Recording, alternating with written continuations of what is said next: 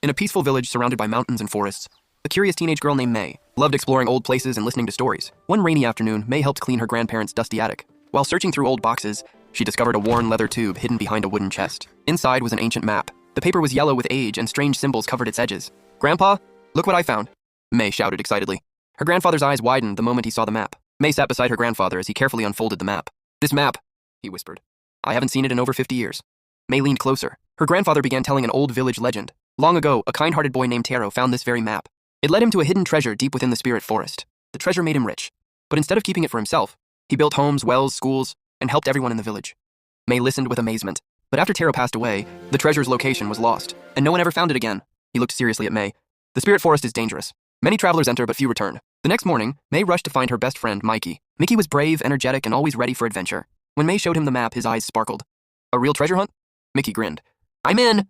The two packed food, water, flashlights, and notebooks. Before they left, Grandpa handed May an old silver compass. "This belonged to Taro," he said. "It may help you when the forest tries to confuse you." As sunset approached, May and Mickey arrived at the entrance of the mysterious spirit forest. Towering trees blocked most of the sunlight. Strange blue lights floated between the branches. The wind whispered through the leaves as if unseen voices were speaking. Mickey swallowed nervously. "Are you sure about this?" May looked at the map and nodded. "We've come this far." The moment they stepped inside, the silver compass began glowing. Far in the distance, a pair of glowing eyes opened in the darkness. May and Mickey believed they were searching for treasure.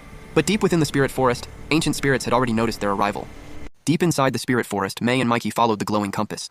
Every step carried them farther from the world they knew. The glowing eyes in the darkness slowly approached. May and Mickey froze. Suddenly, a large silver fox stepped out from behind the trees. Its fur shimmered like moonlight, and its eyes glowed blue. The fox spoke with a calm voice. "Travelers, why have you entered the spirit forest?" Mickey nearly dropped his backpack. "A talking fox?" May gathered her courage. "We are searching for the lost treasure shown on this map." The fox examined the ancient map and nodded. "So the treasure seekers have returned."